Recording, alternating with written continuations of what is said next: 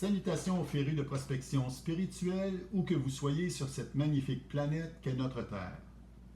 Bienvenue à la toute première capsule pépite sous forme vidéo qui présente cette chaîne et son présentateur, tandis que la capsule pépite numéro 2 sur 2 présente un survol du contenu de cette nouvelle chaîne. Ces informations vous seront utiles pour apprécier à sa pleine valeur toutes les 37 capsules pépites de la trilogie série sur la vie. Bienvenue sur ma nouvelle chaîne que j'ai nommée le prospecteur éclaireur spirituel. Comme son nom l'indique, ce canal de communication s'intéresse à la spiritualité et est utilisé pour partager avec le plus grand nombre de mes semblables les résultats de ma quête personnelle et universelle sur la recherche du sens profond de la vie et de l'existence humaine que j'ai amorcée il y a près de 40 ans de manière informelle et je dirais même presque à mon insu. Que fait un humain rationnel qui vient d'acquérir un objet très onéreux, ultra sophistiqué et complexe avant de l'utiliser? Il lit le guide du manufacturier pour connaître ses caractéristiques, ses fonctions, son entretien et que faire en cas d'ennui technique. Que fait un humain rationnel avant même de jouer à un nouveau jeu de société, même le plus élémentaire? Il lit les règles du jeu qui indiquent toujours le but du jeu et les règlements à respecter. C'est dans cet esprit qu'en 2023, j'ai décidé d'approfondir mes réflexions et d'entreprendre une démarche personnelle, formelle, structurée et écrite afin de trouver le sens profond de la vie et de l'existence humaine en recherchant les réponses aux questions fondamentales suivantes. D'où venons-nous? Qui sommes-nous? Que faire de notre vie? En ce qui concerne le sujet auquel se consacre ma nouvelle chaîne, la spiritualité, je nous mets tous en garde contre les jugements intempestifs et prématurés que pourrait faire naître ce sujet chez certaines personnes. Je vous suggère l'ouverture d'esprit et un peu de patience pour lire la série sur la vie au complet et compléter le tout par le visionnement complet des 37 capsules pépites vidéo complémentaires à la dite série. Il existe bien plusieurs sites sur l'Internet traitant de sujets reliés à la spiritualité, mais à ma connaissance, je n'en connais aucun qui traite de spiritualité d'une manière similaire à ma chaîne. Je ne me prononcerai pas si le contenu de ma chaîne sera mieux, semblable ou moins bon que ce qu'il existe déjà sur l'Internet et sur d'autres plateformes ou supports. Je vous laisserai le soin de juger par vous-même. Je suis à la recherche des vérités absolues de notre univers, celles dont le temps n'a aucune emprise. Ces vérités étaient vraies hier et aussi loin qu'il est possible de remonter dans le temps.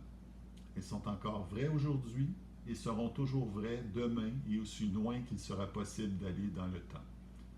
Donc, ne nous attendons pas à des vérités sorties de nulle part.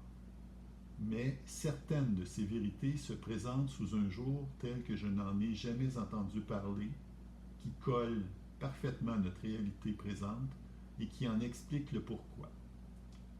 Quelles que soient vos croyances, je souhaite à tout le monde d'entendre une de ces vérités que je présenterai sous la forme d'hypothèses rationnelles, par prudence et humilité, et dont la source m'apparaît être digne de confiance et véridique en mon âme et conscience. Le principal risque d'erreur serait mon interprétation personnelle des renseignements qu'il m'a été donné de lire. Encore une fois, les références sont fournies tout au long de la série sur la vie, et je vous laisse juger par vous-même de la validité de cette hypothèse rationnelle sur le dessein de Dieu.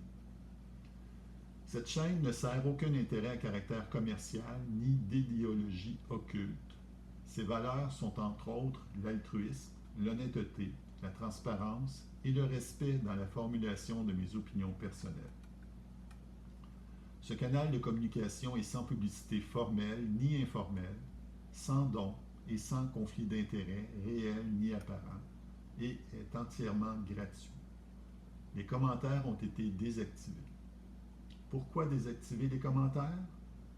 Simplement parce que je partage avec l'auditoire les résultats de ma démarche personnelle qui m'est propre et qui s'étale entre le milieu des années 1980 jusqu'à l'été 2024. Bien que ma démarche personnelle revête un aspect universel, les commentaires de tous et chacun ne changeraient rien au passé et n'apporteraient que peu en regard de la pollution apportée par une très petite minorité qui sévit sur de nombreux sites sur l'Internet. C'est malheureux et je le déplore, mais c'est la triste réalité. De toute façon, ce canal de communication n'est pas une tribune communautaire où les usagers expriment leurs commentaires et échangent entre eux. Il existe de très nombreux sites de ce genre sur l'Internet qui sont très bien et je ne crois pas être en mesure de faire mieux que ces sites. Les limites de ma chaîne sont les mêmes que celles de son présentateur, puisqu'il existe certains individus qui tentent de noyer la population dans un océan de mensonges afin de tenter de cacher la vérité. Je m'efforce de tenter de distinguer le vrai du faux en toute bonne foi. Cependant, je suis conscient d'être affligé, comme tout le monde, d'un certain nombre de biais qui sont dus à ma formation académique, ma carrière professionnelle et à mes expériences de vie personnelle. Donc, comme tout le monde, je ne suis pas en mesure d'identifier tous les mensonges et d'identifier la vérité entière d'une manière certaine et absolue. Les réponses trouvées à mes questions existentielles et que je partagerai avec mon auditoire me semblent être vraisemblables au meilleur de mes connaissances et en mon âme et conscience. De toute façon, je vous laisse juger par vous-même la qualité des résultats obtenus de toutes mes recherches et réflexions au fil de près de 40 ans de mon humble vie. À titre de présentateur, mes principaux traits de personnalité pertinents à la présente série sont, entre autres, je suis honnête, analytique, rationnel, méthodique, critique, indépendant, intelligent, avec discernement et croyant. Je suis né au Québec et j'y ai toujours vécu. Mes ancêtres ont quitté la France au XVIIe siècle pour s'établir en Nouvelle-France. Je suis donc un Québécois canadien vivant en Amérique du Nord qui a effectué de nombreux séjours de courte durée aux États-Unis d'Amérique, ainsi qu'un voyage de courte durée en France, en Suisse et en Italie. Quant à ma formation académique, je suis riche d'un diplôme d'études collégiales en sciences pures, décerné en 1984, et d'un baccalauréat en administration des affaires avec concentration en finance, décerné en 1988. J'ai œuvré professionnellement pendant 27 ans dans le domaine bancaire, principalement en tant que spécialiste en financement, commercial, industriel, institutionnel et immobilier, locatif, résidentiel et commercial, et pour une période plus courte en tant que gestionnaire dans ce même milieu. Vous aurez compris que je suis un financier. Et en quoi un financier peut-il être crédible ou voire même utile en matière de spiritualité, me direz-vous? Je vous répondrai franchement, très bonne question. Je me suis posé précisément cette question avant de prendre la décision d'écrire l'œuvre de ma vie à ce jour, la série sur la vie. Premièrement, j'ai toujours été reconnu, autant comme étudiant que financier professionnel, pour mes fortes capacités analytiques et mon bon jugement. Deuxièmement, je dispose d'habiletés littéraires de bonne qualité pour m'exprimer autant oralement que par écrit et qui m'ont bien servi tout au long de mes études et durant ma carrière professionnelle, où j'avais à rédiger mes analyses et recommandations pour des dossiers de financement et faire des présentations verbales et écrites à des clients. Finalement, j'estime être en mesure d'apporter un point de vue original et différent des commentateurs usuels en matière de spiritualité, tels que les théologiens, les prêtres, les pasteurs, les imams, les rabbins et autres influenceurs en cette matière.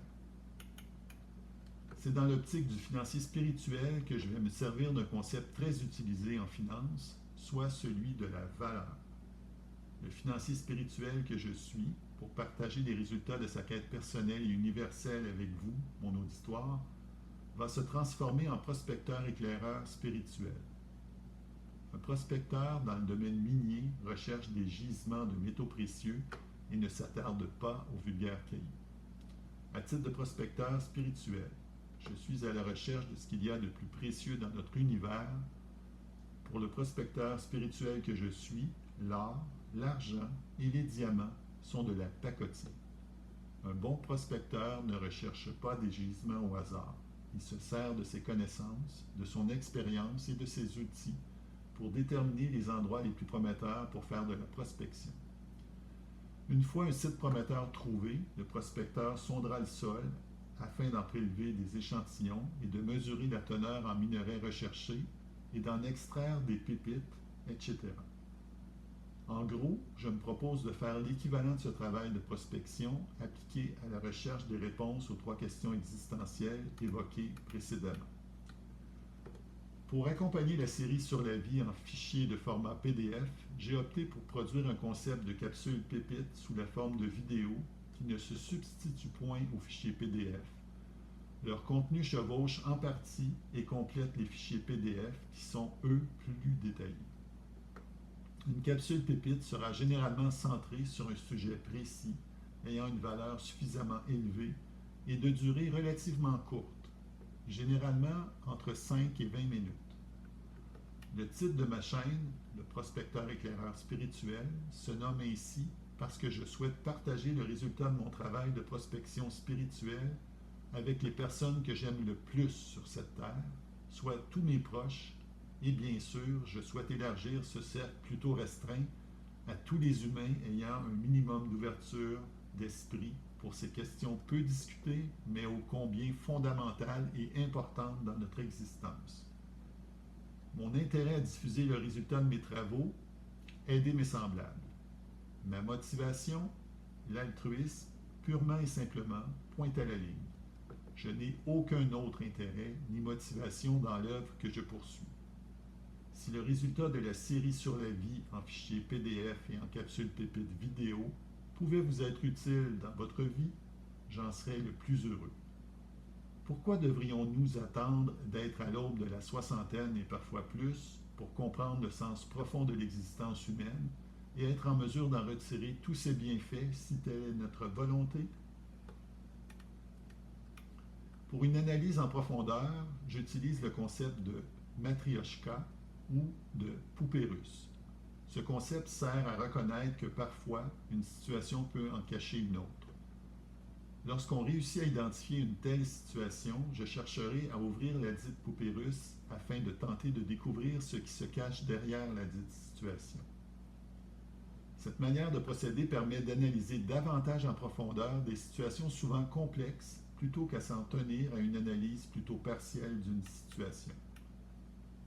En ce qui concerne la dimension universelle de la démarche que j'ai empruntée, elle nécessite quelques brèves précisions pour éviter les incompréhensions possibles. Partons de la réalité. Il n'existe qu'une seule réalité fondamentale, globale pour tous les humains. Il y a l'univers. Nous habitons tous la même planète. Nous sommes répartis en 2 sexes complémentaires et indispensables à la survie de l'un et de l'autre. Nous sommes tous constitués selon ces 2 modèles qui sont les mêmes à quelques différences près. Bien que les panoramas terrestres varient d'une région à l'autre, il n'en reste pas moins que nous respirons tous de l'air, buvons de l'eau et nous nourrissons d'aliments variés présents dans notre environnement. Bien que les croyances spirituelles soient très variées, nous croyons tous à quelque chose. Même croire à rien est une croyance.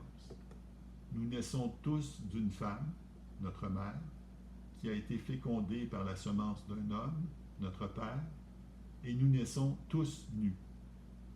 Peu importe nos croyances, nos origines, notre vie, notre condition sociale et notre condition au plan matériel, nous décédons tous un jour et nous n'apportons rien de matériel.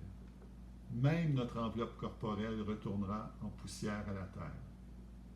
Cela explique que le financier que je suis ne prospectera pas du côté du matériel, mais plutôt du côté immatériel, puisqu'on n'apporte rien de matériel avec nous à notre naissance ni à notre décès. La question qui se pose est la suivante. Apportons-nous quelque chose d'immatériel avec nous à notre décès? D'où l'idée de prospecter du côté spirituel, qui est la porte d'entrée dans la dimension immatérielle de l'univers dont nous faisons tous partie, qu'on le veuille ou pas. Notre opinion ou croyance ne change rien à la réalité fondamentale globale des choses. Donc, la méthode que j'ai utilisée pour orienter mon domaine de prospection débute au moment où tout être humain, quel qu'il soit, réalise que des adultes, généralement ses parents biologiques ou d'adoption ou ses tuteurs, ont pris des décisions pour le nourrisson et l'enfant que nous avons tous été et lui ont inculqué des valeurs, des attitudes, des comportements, des croyances, etc. C'est cela que j'appelle la prise en main ou prise en charge de notre vie par nous-mêmes et où nous repassons ce qui a été fait pour nous et où nous entérinons toutes les choses avec lesquelles nous sommes d'accord et où nous rejetons toutes celles avec lesquelles nous sommes en désaccord et les remplaçons par des choses qui nous conviennent mieux et modifions tout ce que nous jugeons nécessiter des correctifs. La méthode utilisée emprunte à la méthode dite scientifique où l'on observe la réalité telle qu'elle existe et non selon ce que certains tentent de nous la décrire. De nos observations naîtront des questions dont nous rechercherons les réponses réelles et non celles souhaitées. Les réponses trouvées nous permettront de comprendre ou de mieux comprendre et pourront nous amener à nous poser des questions additionnelles dans les situations où nous aurons affaire à des cas de poupées russes. À partir d'une bonne compréhension d'une situation, il devient plus facile de savoir quoi faire en minimisant les risques d'erreur. Cette méthode intéressante peut être performante selon la qualité du travail effectué et la véracité des réponses trouvées. Évidemment, il y a un dicton anglophone qui dit « garbage in, garbage out ». En français, ce dicton pourrait équivaloir à « alimenter de déchets la machine à saucisses et elle produira des déchets ». Un autre obstacle potentiel majeur se situe au niveau de l'auditoire et de son ouverture d'esprit. Même la plus grande des intelligences est inutile si au moins l'un de ces 5 sens, la vue, l'ouïe, l'odorat, le goût et le toucher, ne lui transmet des informations.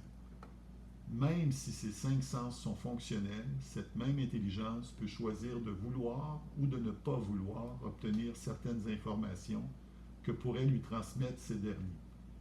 Cela fait partie de la liberté de penser. Chacun choisit de s'exposer à des informations et de choisir librement si l'on tiendra compte en tout ou en partie ou aucunement des dites informations. À d'autres moments, on choisira de ne pas avoir connaissance de certaines informations pour diverses raisons et l'on vivra avec les conséquences de nos décisions.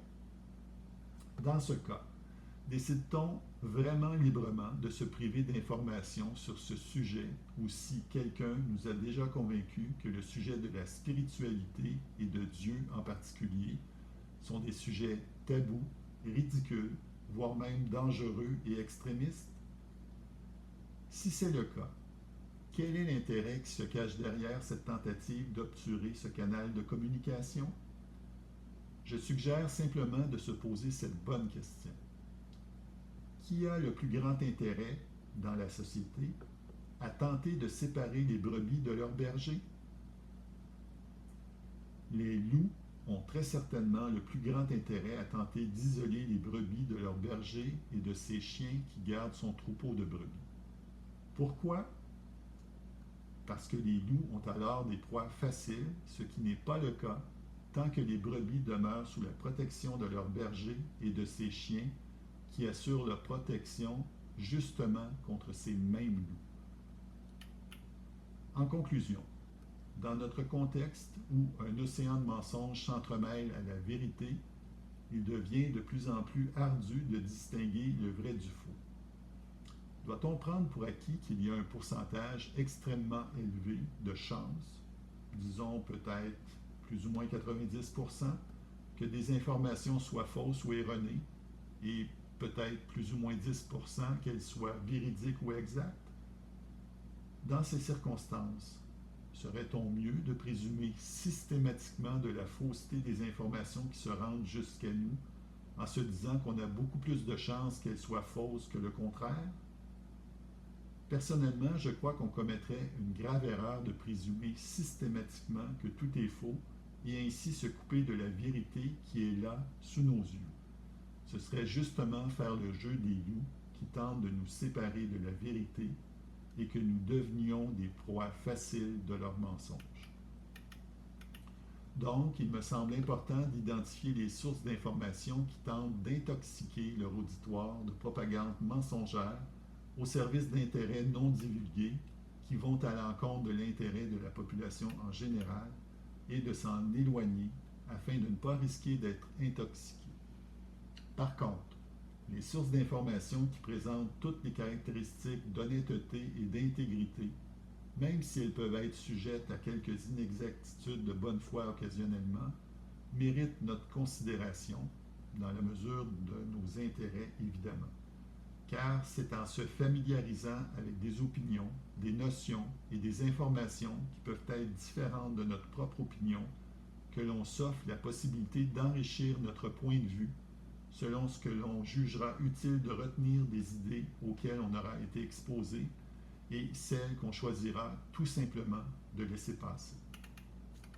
C'est par cet enrichissement graduel de notre opinion personnelle qu'on sera en mesure de compléter la représentation mentale que nous nous faisons de la réalité globale dans laquelle nous baignons et dont il est impossible pour un seul individu d'avoir le portrait global total, mais dont l'intelligence est en mesure d'en cerner l'idée du portrait global à partir d'échantillons multiples, vrais et variés, même si partiels, de la réalité globale. À ce sujet, je me souviens d'un jeu questionnaire télévisé au Québec dans les années 1990, je crois, dont deux concurrents devaient tenter d'identifier ce que décrivait une photo masquée sur un écran géant et dont la photo mystère se dévoilait graduellement au fur et à mesure qu'on enlevait une pièce de puzzle de manière aléatoire.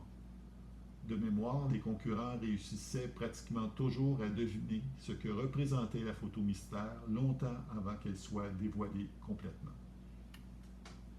Pour les personnes s'interrogeant sur le choix de l'image fixe de toutes les capsules pépites vidéo, je ne crois pas que des images vidéo dynamiques puissent rehausser le contenu de ce canal de communication de manière significative, si ce n'est au niveau de l'esthétisme de son apparence.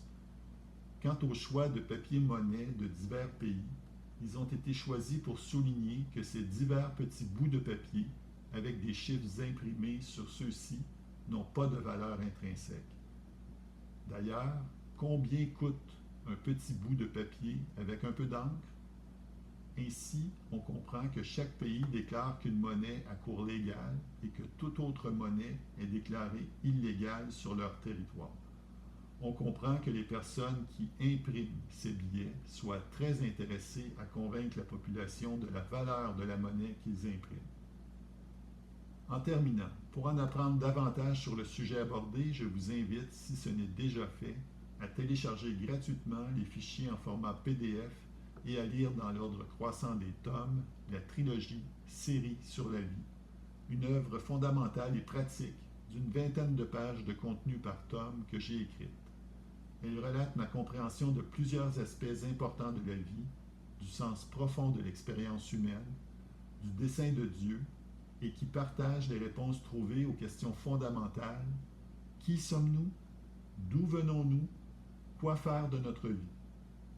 Bonne lecture, merci de votre écoute et à la prochaine capsule pépite numéro 2 sur 2 qui traitera de la présentation du contenu de ma chaîne, le prospecteur éclaireur spirituel. Tourlou.